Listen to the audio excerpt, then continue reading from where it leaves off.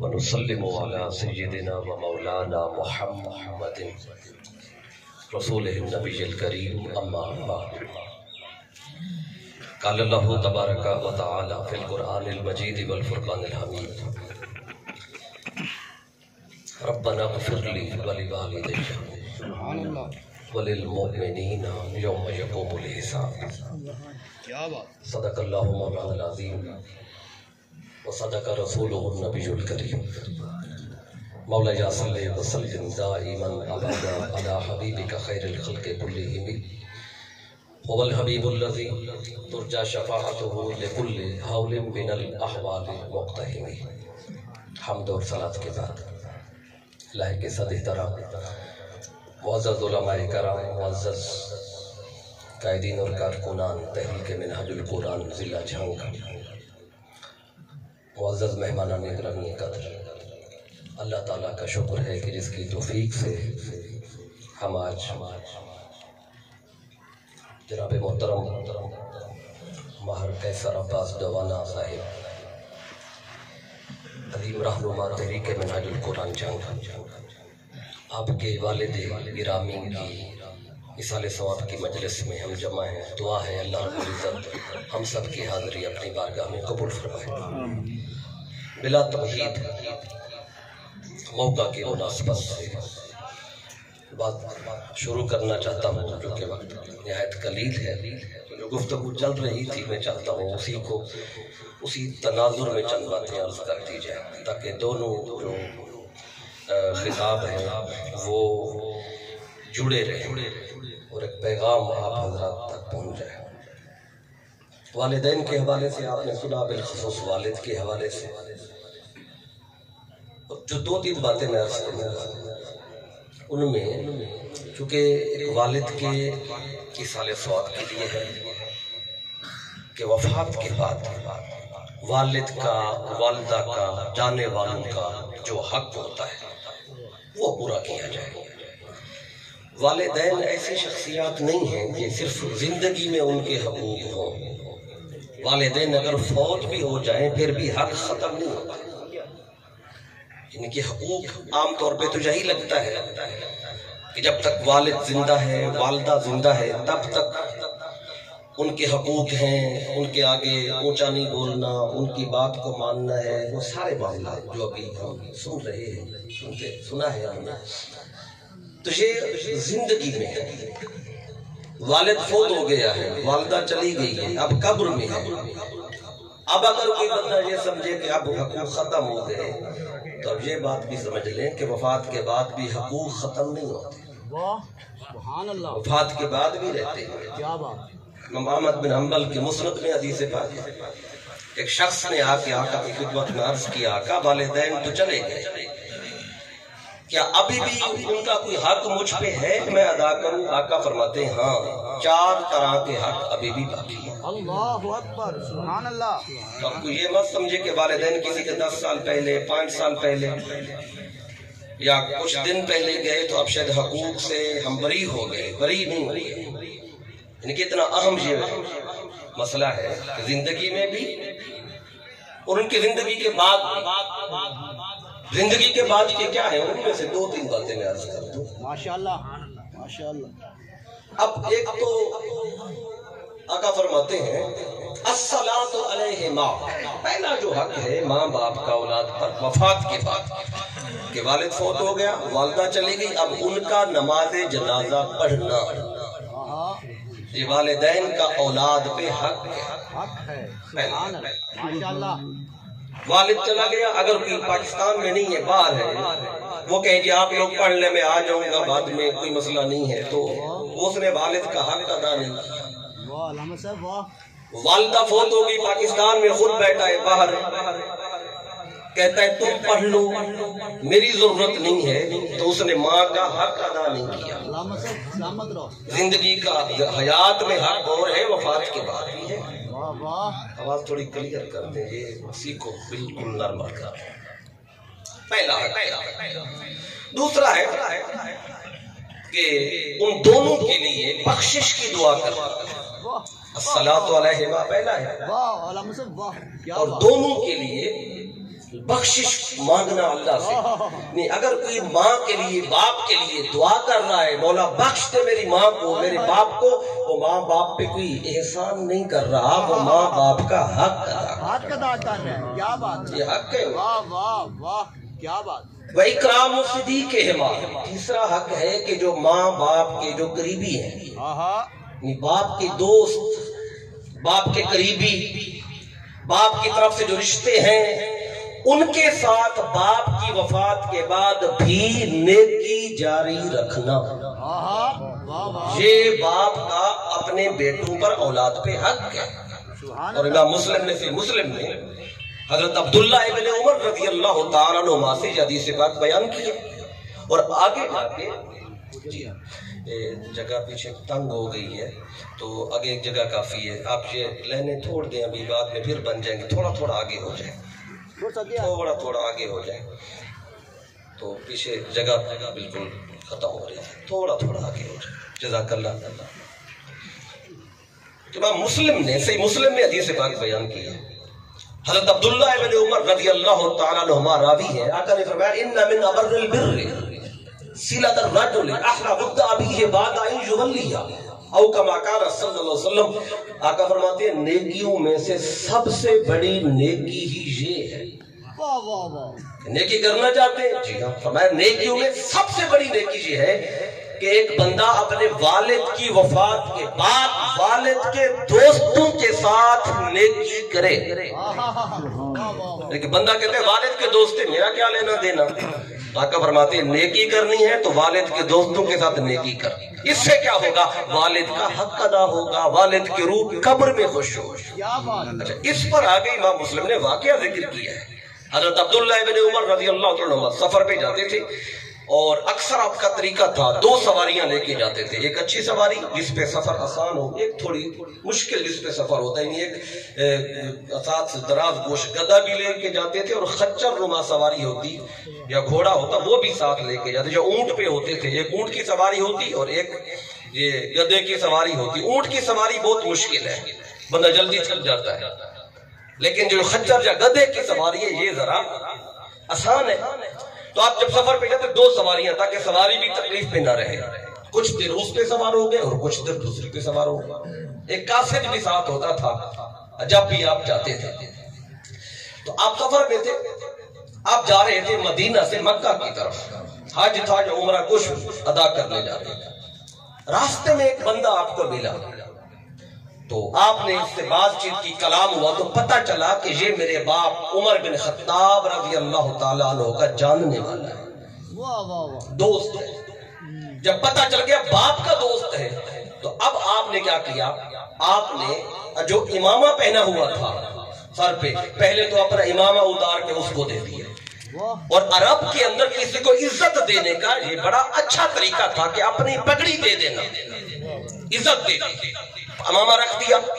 پھر کیا کیا, جب وہ آپ سے رخصت ہونے لگا تو آپ نے اپنی اچھی سواری جو گھوڑے کی شکل میں یا خچر یا گدے کی شکل میں تھی وہ سواری بھی آپ نے اسی کو دے دی. امامہ بھی دے دیا, سواری بھی دے دی. اور جب وہ لے کے چلا گیا تو آپ کا قاصد بولا, کہنے لگا کہ اے عبداللہ ابن عمر رضی اللہ تعالیٰ عنہ, یہ کیا کیا آپ نے, اصلاحت اللہ, اللہ آپ کی اصلاح کرے. آپ نے کیا کر دیا, کہنے لگا انہم العراب, یہ جو عرابی لوگ ہیں, بدو لوگ ہیں, یردون بالیسیر, یہ چھوٹی سی بات پہ خوش ہو جاتے ہیں. آپ نے اس کو سلام کر دیا, یہ بڑی بات تھی اس کے لیے. آپ جیسا بندہ سلام کر دے یہ کوئی چھوٹی بات تو نہیں تھی. آپ نے اس کو سلام بھی کیا. ایک حدیث پاک میں آتا ہے کچھ دیر تک اپنی سواری پہ پاس بٹھائے رکھا, پھر امامہ سر پہ رکھا اور کہا جاتے جاتے آپ نے اپنی اچھی سواری بھی دے دی. یہ آپ نے عجیب کام کیا. کہنے لگا اللہ آپ کی اصلاح کرے. آپ کا قاصد تھا, غلام تھا. تو آپ نے فرمایا یہ جو تم کہہ رہا ہے نا تیرے لیے برحق, جو تو کہہ رہے تھے تیری سمجھ میں آیا, لیکن پتہ ہے میں نے ایسا کیوں کیا. اس نے کہا بتائیں ایسا کیوں کیا. فرمایا یہ جو بندہ تھا نا یہ میرے باپ عمر بن خطاب رضی اللہ تعالیٰ عنہ کا دوست تھا, تو میں نے تو باپ کی دوستی کو نبھایا ہے. اور آقا نے فرمایا تھا جو بندہ اپنے والد کی وفات کے بعد اس کے دوستوں کی دوستی کو نبھاتا ہے, ان سے نیکی کرتا ہے اللہ کبھی بھی اس کے ایمان کے چراغ کو بجھنے نہیں دیتا. کہتے میں نے تو وہ نیکی کی. تو یہ بعد وفات والدین کی طرف سے وہ دوستوں کے ساتھ نیکی کرنا یہ بھی حق ہے.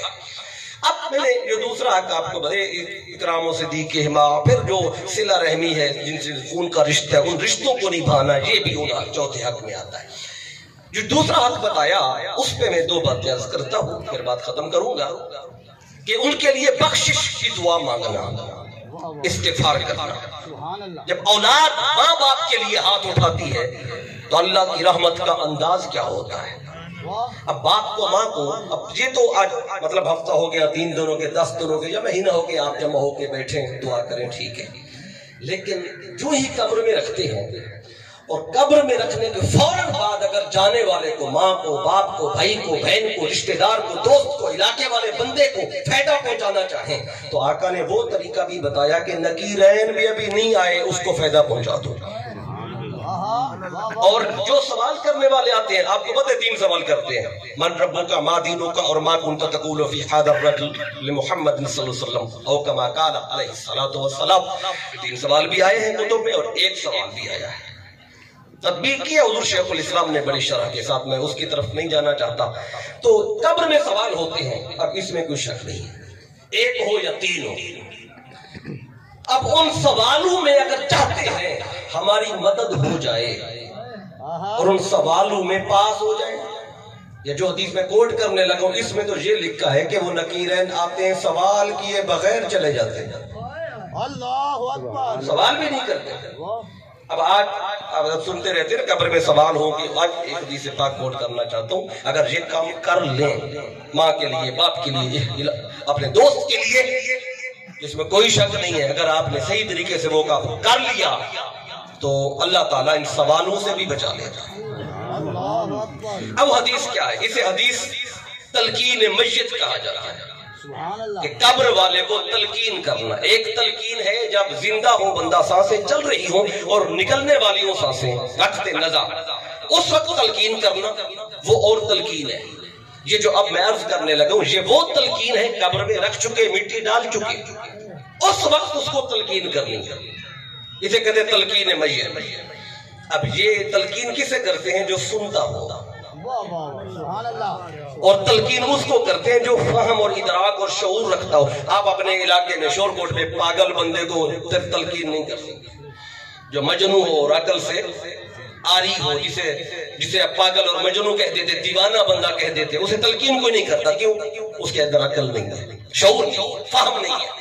اور جو بندہ بہرا ہو، سن نہیں سکتا، جب سن نہیں سکتا تو تلقین کیسے کریں گے؟ تو آقا فرما رہے قبر والے کو تلقین کرو. مٹی ڈال چکے، قبر بن چکی، اب اوپر کھڑے ہو کے بولو. کیا مطلب ہے اس کا؟ جب تم بولو گے وہ سنتا ہے، جب تم بولو گے وہ سمجھتا بھی ہے. یہ آج جو عقیدہ آ گیا لوگوں نے بنا دیا من گھڑت عقیدہ، قبر والے سنتے ہی نہیں. ان کو تو پتہ ہی نہیں، بخاری کو پڑھ لے، مسلم کو پڑھ لے، ہر حدیث کی کتاب میں لکھا ہوا ہے جب تم مٹی ڈال کے پیچھے ہٹتے ہو تمہاری آواز تو آواز ہے، منہ سے بولو یا نہ بولو. وَإِنَّهُ لَيَسْمَعُ قَرْعَ نِعَالِهِمْ، یہ تمہارے قدموں کی آہٹ ہے، تم سنو یا نہ سنو. جسے مردہ سمجھ کے قبر میں رکھا ہے، مٹی ڈال دی ہے، وہ قبر میں تمہاری قدموں کی آہٹ کو ضرور سنتا ہے. جو قدموں کی آہٹ کو سنتا ہے، تلقین کرو گے تب بھی سنتا ہے. اب حدیث تلقین، اس کا راوی ہے ابو امامہ رضی اللہ تعالیٰ عنہ. اور اس عمل کو ہمارے علاقے میں بہت کم کیا جاتا ہے، اور اگر کوئی کر رہا ہو تو کہتے ہیں دیکھو جی تو بدعت کر رہا ہے، یہ مردے سے بات کر رہی تو فلاں کر رہا ہے. یہ طرح کی بات سننے کو ملتی ہے. اب اس کا حوالہ بھی آپ کو پہلے بتا دوں. امام طبرانی کے معجم کے اندر تو حدیث آئی ہے، وہاں سے پھر آگے بہت بڑے وقت کے محدث گزرے ہیں، ان کا نام ہے علامہ ابن القیم. یہ علامہ ابن تیمیہ کے شاگرد ہیں.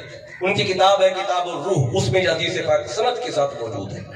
اور حدیث لکھ کر یہ نہیں کہتے کہ موضوع ہے، من گھڑت ہے، اس پہ عمل نہیں کرنا. کہتے 700 سال سے امت اس حدیث پہ عمل کر رہی ہے. کہتے ہیں ہمارے لیے دلیل کے طور پہ یہی بات کافی ہے.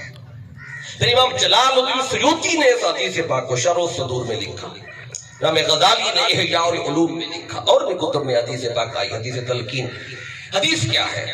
میرے آقا صلی اللہ علیہ وآلہ وسلم فرماتے ہیں اذا مات احدکم، جب تم میں سے کوئی بندہ فوت ہو جائے، فصبیتم علیہ التراب، اور تم اس کے اوپر مٹی ڈال کے قبر برابر کر چکو، اور یہ آپ دیکھتے رہتے ہیں قبر میں رکھ دیا، مٹی ڈال دی، اب کیا کرنا ہے؟ اب تلقین کا مرحلہ ہے جو نہیں کی جاتی، اکثر جگہوں پہ نہیں کی جاتی۔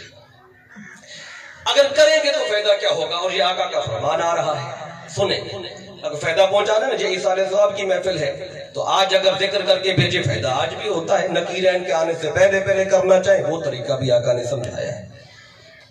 جب تم میں سے کوئی فوت ہو جائے اور قبر پہ مٹی ڈال کے قبر برابر کر چکو، پھر کیا کریں؟ آقا فرماتے ہیں فَلْيَقُمْ أَحَدُكُمْ عَلَىٰ رَأْسِ قَبْرِهِ، پھر تم میں سے کسی ایک بندے کو چاہیے، جو بھی وہاں پہ موجود ہو، کسی ایک بندے کو، ضروری نہیں کہ وہ بیٹا ہو، وہ اس کا بھائی ہو، وہ اس کا رشتہ دار ہو، تو یہ نہیں، کوئی بھی ایک بندہ کھڑا ہو جائے، کوئی ایک بندہ اٹھے، لیکن شرط یہ ہے کہ جو بھی اٹھے تلقین کرنے کے لیے اس کا عقیدہ صحیح ہو، بد عقیدگی نہ رکھتا ہو، عقیدہ صحیح رکھتا ہو، وہ اٹھے، وہ سر کی طرف سے کھڑا ہو۔ اب مغرب ادھر ہے نا، اس سائیڈ پہ ادھر ہے، ادھر اب یوں قبر بنے گی، اب رخ ادھر کرنا ہوتا ہے تو سر کی طرف سے ادھر سے کھڑے ہو گئے، یہ سر والی ادھر سے میں کھڑا ہوں، ایسے بنتی ہے، سر والی طرف سے کھڑا ہوگا، اور کھڑے ہو کے کرنا کیا ہے؟ قبر والے کا نام لینا ہے۔ اگر مرنے والے کا نام ہے غلام محمد، یہی نام ہے نا جن کی اصالہ ثواب کے لیے جمع ہو کر بیٹھے، مہر غلام محمد چیئرمین مرحوم کیسر سکھائی کے والد گرامی، اگر یہ نام قبر والے کا یہ نام ہے تو آپ نے کہنا ہے یا غلام محمد۔ جب یہ بولو گے قبر پہ سر کی طرف سے کھڑے ہو کے، اب یہ بن فلانہ، بن کہے کہ آگے اس کی ماں کا نام لینا ہے۔ یہاں تو باپ کے نام سے ہم مشہور ہوتے ہیں نا، تو یہاں آقا فرماتے ہیں قبر پہ کھڑے ہو کے جب تلقین کرنی ہے نا تو بن فلاں نہیں کہنا، فلاں کا بیٹا، تو آگے فلاں نہ، آگے ماں کا نام لینا ہے، مہر غلام محمد، جو ان کی والدہ کا نام ہے، بالفرض اگر نام ہے سلمہ، سلمہ مثال دے رہا ہوں، تو کہنا کیا ہے؟ یا غلام محمد بن سلمہ۔ جب یہ بولو گے آقا فرماتے ہیں انہو یسمع ولا یجیب، پہلی بار ہی تمہاری بات کو وہ سن لیتا ہے پر جواب نہیں دیتا، پہلی بار ہی سن لے گا، جواب کو نہیں دے گا۔ جب جواب نہیں دے گا تو آپ دوبارہ اس کو کہو یا غلام محمد بن فلانہ، جب دوبارہ بولو گے پھر کیا ہوتا ہے؟ فرمایا انہو یستوی قائدا، وہ قبر میں اٹھ کے بیٹھ جاتا ہے۔ اللہ دیکھیں نا، ہم نے یہ سمجھا مٹی تھا، مٹی میں چلا گیا، کہانی ختم ہو گئی۔ آقا فرماتے ہیں تم جب دوبارہ بولو گے وہ اٹھ کے بیٹھ گیا ہے، یہ تو اٹھ کے بیٹھا ہوا ہے، پھر مرا کون ہے؟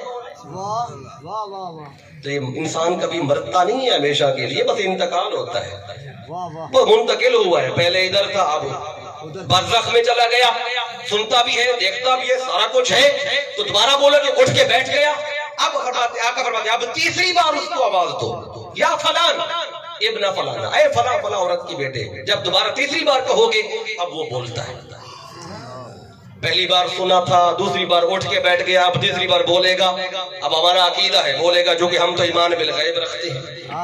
قرآن کے پہلے صفحہ کھولے، پہلا صفحہ اللہ نے بات ہی یہیں پہ شروع کی، ہدی للمتقین، یہ قرآن متقین کے لیے ہدایت ہے۔ ہیں کون؟ الذین یؤمنون بالغیب، یہ دیکھ کر نہیں، یہ بن دیکھے مانتے ہیں۔ تو ہم تو بن دیکھے ہمارا عقیدہ اور ایمان ہے، جو کہے کیسے ہو سکتا ہے، کیسے کچھ ہو سکتا ہے، یہ کیسے ممکن ہے، جو کہتا ہے کیسے کب، یہ سوال مومن نہیں کرتا، وہ تو بن دیکھے مانتا ہے۔ اب آقا فرماتے ہیں جب تو تیسری بار کہو گے وہ بولتا ہے، بولتا کیا ہے؟ وہ کہتا ہے ارشدنی رحمک اللہ، وہ کہتا ہے اللہ تم پہ رحم کرے، ذرا میری ہدایت تو کرو، میرا نام لے رہے ہو، میری ماں کا نام لے رہے ہو، بتاؤ تو صحیح بات کیا ہے، ہدایت کرو میری۔ اب جب تیسری بار کہو گے وہ بولنا شروع کرتا ہے، اب 100% متوجہ ہو گیا، اب آپ تلقین کرو۔ آقا فرماتے ہیں وہ بولے گا ارشدنی رحمک اللہ، لیکن ولکنکم لا تسمعون، تم کان لگا کے سنتے رہو، بولا ہے کہ نہیں بول رہا، وہ بولے گا پر تم سن نہیں پاؤ گے، تمہیں آواز نہیں آئے گی، لیکن وہ بولے گا۔ اب اس کو تلقین کرنی ہے، تلقین میں 5 باتیں اس کو بتانی ہیں۔ وہ کیا ہے؟ پہلی بات اسے کہنا ہے اذکر ما خرجت علیہ من الدنیا. اے قبر والے ذرا اس عقیدے کو یاد کر جس عقیدے پر تو دنیا سے رخصت ہوا ہے. اس پر ما خرجت علیہ من الدنیا. کیوں عقیدہ کیوں یاد دلایا جا رہا ہے؟ چونکہ قبر کا امتحان ہے، عقیدے کا امتحان ہے. سارا امتحان عقیدے کا ہے، عمل کا نہیں. عمل کا امتحان قیامت کے دن ہونا ہے. اچھا کس سے ہوگا؟ وہ اس سے ہوگا جو قبر میں پاس ہو کے جائے گا. اللہ اکبر. جو قبر میں فیل ہے آگے اسے نہیں، اسے سیدھا دوزخ میں بھیجا جائے گا. جو عقیدے میں فیل ہے اللہ نے اس کا عمل دیکھتا ہے نہ کچھ، بس سیدھا دوزخ میں حکم آئے گا. عقیدہ صحیح ہو پھر عمل دیکھا جائے گا. اب اس کو یاد دلا، عقیدہ یاد کر. اس عقیدے پہ تو دنیا سے، وہ عقیدہ کیا تھا؟ 5 باتیں بتانی ہیں اس کو کہ شہادت اللہ الہ الا اللہ وان محمد رسول اللہ وانک رضیت باللہ ربا وبالاسلام دینا وبمحمد نبیا وبالقرآن اماما. سبحان اللہ. یہ 5 باتیں اس کو یاد دلانی ہیں. پہلی بات شہادتین، اللہ اس کے رسول کی شہادت دینی ہے. اللہ ایک، تجھے گواہی دیتا تھا محمد مصطفیٰ صلی اللہ علیہ وسلم اللہ کے سچے رسول، یہ گواہی دیتا تھا. پھر تو کہتا تھا انک رضیت باللہ ربا، اللہ کے رب ہونے پہ تو راضی تھا. وبالاسلام دینا، اسلام کے دین ہونے پہ تو راضی تھا. وبمحمد نبیشا، اور محمد مصطفیٰ کا اپنے نبی آخر الزمان ہونے پہ راضی تھا. اور چوتھی 5ویں بات اسے کہنی ہے وبالقرآن اماما، تو قرآن کے امام ہونے پہ راضی تھا. سبحان اللہ. یہ 5ویں بات ذرا مشکل ہے.